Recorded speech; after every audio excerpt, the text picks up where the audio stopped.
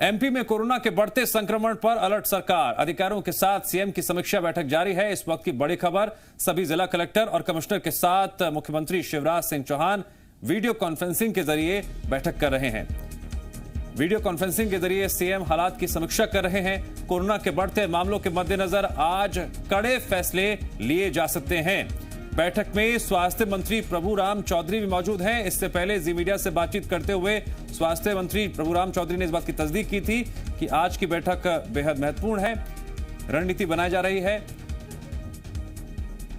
Medical college के dean भी इस बैठक में शामिल हुए हैं और कोरोना नियंत्रण पर अधिकारियों के साथ सीएम की ये हाई लेवल मीटिंग जारी है। कोरोना के बढ़ते मामलों के मद्देनजर आज कड़े फैसले लिए जा सकते हैं। मध्य प्रदेश के पूर्व मुख्यमंत्री और पीसीसी अध्यक्ष कमलनाथ ने हमीदिया हॉस्पिटल में कोरोना की वैक्सीन लगवाई, जिसके बाद उन्होंने प्रदेश सरकार पर निशाना साधा। कहा, प्रदेश कोविड मामले में दूसरे नंबर पर है और सीएम मेले का आयोजन करवा रहे हैं, रात भर घूम रहे हैं, शराब की दुकानें खुली हुई हैं। वहीं छतरपुर में कांग्रेस नेता की हत्या पर कहा, प्रदेश के कानून व्यवस्था को कोविड हो गया है। प्रदेश दूसरे नंबर पर है महाराष्ट्र के बाद कोविड में। ये बड़ी गंभीर समस्या मध्य प्रदेश में है।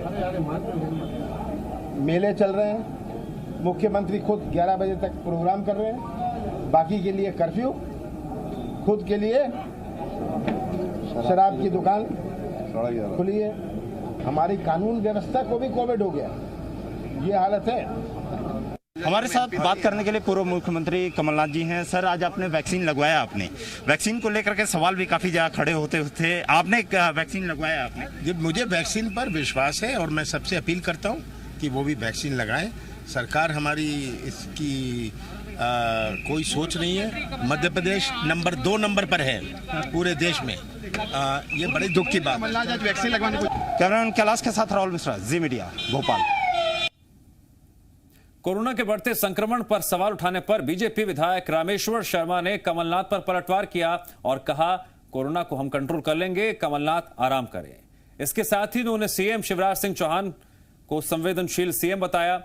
उन्होंने कहा, शिवराज सिंह चौहान जनता के बीच रहते हैं, उनमें कमलनाथ की तरह वल्लभ भवन का मोह नहीं है। मुख्यमंत्री का संकल्प है, वचन है कि जीऊंगा मध्य प्रदेश की जनता के लिए और आवश्यकता पड़ी तो मरूंगा भी मध्य प्रदेश की जनता के लिए। सड़क, गरीब, किसान, मजदूर और मध्य प्रदेश के पुजारी और सेवक हैं शिवराज सिंह चौहान जी। माननीय कमलनाथ जी राजा महाराजा है, उद्योगपति हैं, उनको आराम करना चाहिए, उनकी उम्र भी उसी हिसाब से। मध्य प्रदेश के पूर्व मंत्री जीतू पटवारी ने प्रेस कॉन्फ्रेंस कर मध्य प्रदेश सरकार पर निशाना साधा और कहा, सरकार लगातार कर्ज ले रही है, प्रदेश की आर्थिक स्थिति को लेकर सरकार श्वेत पत्र जारी करे। कोरोना का इलाज करने के लिए 750 करोड़ रुपए खर्च किए गए, जिनमें से 200 करोड़ 2 निजी हॉस्पिटल को दिए गए। कोरोना के मामले बढ़ रहे हैं पर टेस्टिंग कम कर दी गई है। नाइट कर्फ्यू पर बोलते हुए जीतू पटवारी ने कहा, एक तरफ कर्फ्यू, दूसरी तरफ शराब की दुकान खुली है। कोरोना वैक्सीन का स्टॉक 1-2 दिन का बचा है। सरकार इस दिशा में काम करे। अपराध में मध्य प्रदेश नंबर 1 है, लेकिन गृह मंत्री अपना काम नहीं कर रहे हैं। 2,56,000 करोड़ रुपए का कर्ज, 76,000 रुपए का कर्जे का बजट, और फिर भी मुख्यमंत्री दोनों हाथों से ये कहते रहे कि खजाना भरा है। ये कौन से युग के मुख्यमंत्री या राजा हैं? ये समझ से परे है। एक तरफ कर्फ्यू और दूसरी तरफ शराब की दुकानें चालू, यानी रात को आपको कर्फ्यू का पास बताना है या शराब की बोतल बताना है? क्या क्या लागू होगा इस सरकार में? किस तरह की बात है कि कर्फ्यू है, कर्फ्यू में कोई आ जा नहीं सकता, दुकानें चालू रहेंगी, पर अगर कोई शराब लेके आ रहा है यानी वो कर्फ्यू का पास है? कैसी बात है? कानून व्यवस्था और माफिया को लेकर कांग्रेस के आरोपों पर बीजेपी नेता प्रभात झा ने पलटवार किया। उनके मुताबिक कांग्रेस और माफिया का गठजोड़ रहा है, इसलिए कांग्रेस को माफिया की याद आती है। इस प्रदेश में माफिया हो, चाहे वो जमीन के हों या कहीं और के हों, कांग्रेस ने प्रश्रय दिया उनको। इसलिए वे जन समस्याओं की चर्चा नहीं करेंगे, ऐसी ही बातों की चर्चा करेंगे। घटनाएं नहीं होनी चाहिए और हो तो उसको तत्काल पकड़ना चाहिए। सरकार घटना न हो इसकी चिंता करती है और होती है तो आरोपी को पकड़ती है।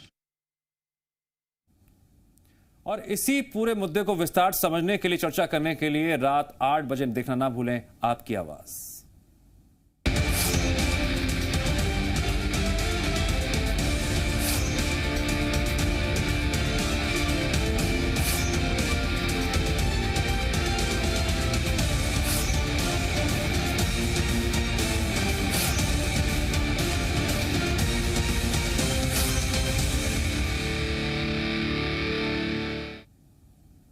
एमपी में कोरोना की बढ़ती रफ्तार के बाद जहां सरकार और स्वास्थ्य अमला सतर्क है, वहीं कोविड अस्पतालों में बेड्स की कमी आने वाले दिनों में बड़ी मुश्किल खड़ी कर सकती है। जबलपुर की बात करें तो इस वक्त जिले भर में कोरोना के 339 एक्टिव केस हैं, जबकि नेताजी सुभाष चंद्र बोस मेडिकल कॉलेज अस्पताल में 200 ऑक्सीजन बेड्स और विक्टोरिया जिला अस्पताल में मात्र 30 ऑक्सीजन बेड्स की व्यवस्था है।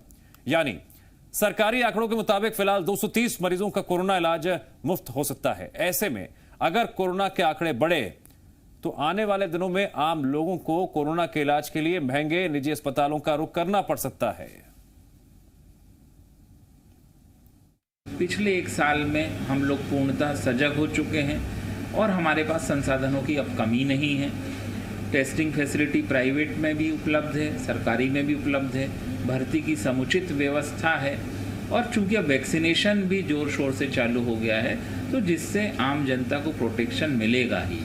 लेकिन मेरा सभी से निवेदन है कि जब तक हम पूर्णतः सुरक्षित नहीं हो जाते, हमें शासन के निर्देशों का पालन करना चाहिए। मध्य प्रदेश के मुख्यमंत्री शिवराज सिंह चौहान ने मिशन ग्रामोदय की शुरुआत की। इस दौरान सीएम ने करीब 1.25 लाख लोगों को खुशियों की चाबी सौंपी और नए घर की सौगात दी। इस दौरान 10,000 से अधिक सामुदायिक निर्माण कार्यों का भी लोकार्पण किया गया।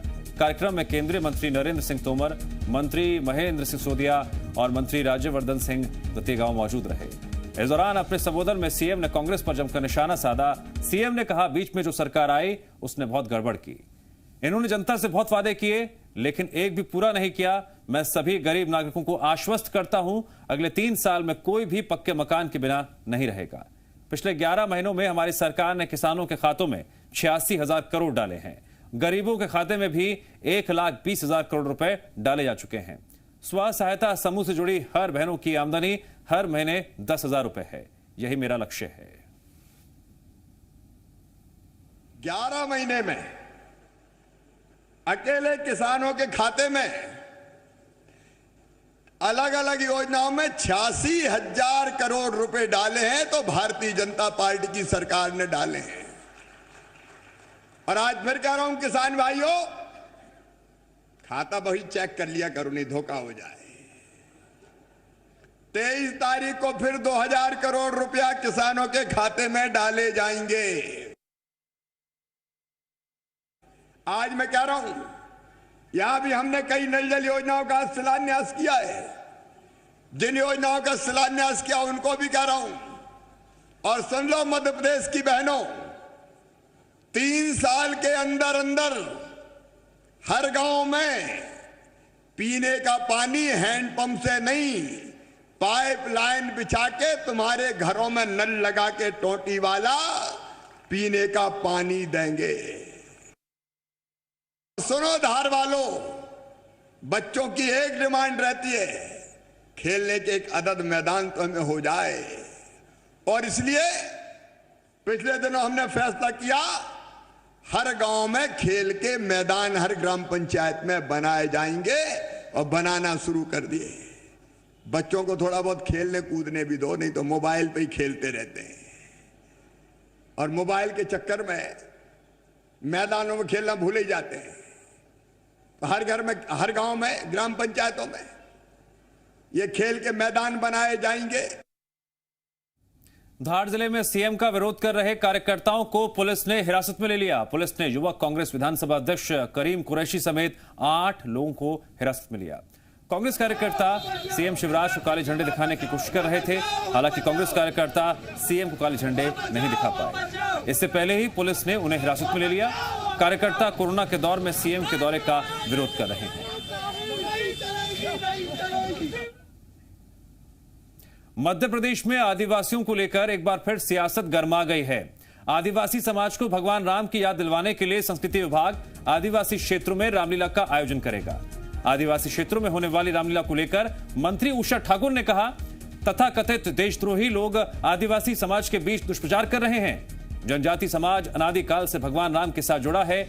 उन्होंने जानकारी देते हुए बताया, इस बार संस्कृति विभाग ने रामलीला में अभिनय करने के लिए जनजाति समाज के बच्चों को चुना है। निरंतर इस देश में होती ही आई है। इस बार जनजाति क्षेत्र के बच्चों को भी अभिनय के लिए इसमें चुना गया। ये तो अभी जो कुछ तथाकथित देशद्रोही लोग हैं जो उनके बीच में दुष्प्रचार कर रहे हैं, और जनजाति समाज तो अनादिकाल से भगवान श्री राम के साथ कंधे से कंधा मिलाकर खड़ा हुआ है। माँ शबरी उनकी प्रेरणा स्रोत। आदिवासी क्षेत्र में रामलीला के आयोजन पर पूर्व मंत्री उमंग सिंगार ने सवाल खड़े किए। उमंग सिंगार के मुताबिक आदिवासी हिंदू नहीं हैं, आदिवासी मूलवासी हैं जो प्रकृति की पूजा करते हैं, लेकिन कांग्रेस के आदिवासी वोट बैंक में सेंध लगाने के लिए बीजेपी बार बार उन्हें हिंदू बता रही है। इसीलिए बीजेपी सरकार आदिवासी क्षेत्रों में रामलीला का आयोजन कर रही है। उमंग सिंगार ने भगवान राम के साथ लंका ढाने वाले वानरों को आदिवासी बताया। ये सिर्फ और सिर्फ रामलीला के नाम पर भारतीय जनता पार्टी की वोट की राजनीति। गए चुनाव के अंदर इन्हें लगा कि आदिवासी वोट बैंक हमसे खसक गया, तो उस वोट बैंक को कैसे हमारे अपने पास ले। वो विकास की बात तो करना नहीं चाहते। ये चाहती है कि वोट बैंक जो कांग्रेस के साथ गया वो आए, आदिवासियों का। सीधी बात, इसको लेके रामलीलाओं को इसमें लगे, लेकिन राम के नाम पर ये वोट की राजनीति कर रही। और यहां वक्त है ब्रेक का।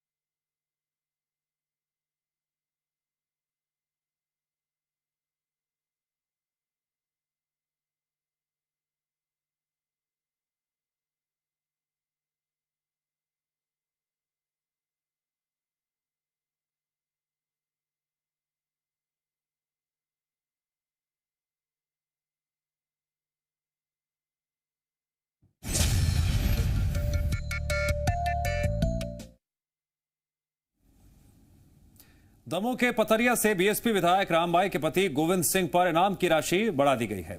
डीजीपी विवेक जौहरी ने इनाम की राशि 30,000 से बढ़ाकर 50,000 रुपए कर दी। गोविंद सिंह की गिरफ्तारी के लिए जिला पुलिस की 15 टीम और एडीजी विपिन महेश्वरी के नेतृत्व में एसआईटी की 5 टीम बनाई गई हैं, जो लगातार गोविंद सिंह की तलाश कर रही हैं।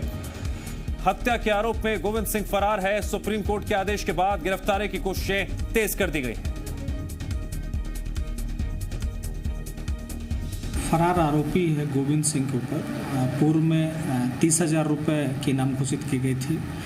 कल मध्य प्रदेश के पुलिस महानिदेशक महोदय द्वारा राशि 50,000 की गई है। राजधानी भोपाल में मौसम ने एक बार फिर करवट ली है। गरज चमक के साथ हल्की बूंदाबांदी हुई, जिससे किसानों की चिंता बढ़ गई है। चने, मसूर और तेवड़ा की कटाई का समय चल रहा है। ऐसे में बेमौसम बारिश से जो है फसल को नुकसान पहुंच सकता है। कुछ दिन पहले बारिश के साथ ओलावृष्टि से फसल को काफी नुकसान हो चुका है। ऐसे में फिर से बारिश किसानों के लिए मुसीबत का सबब बन सकती है। मौसम विभाग ने भोपाल और सागर संभाग के कई जिलों में बारिश की आशंका जाहिर की थी।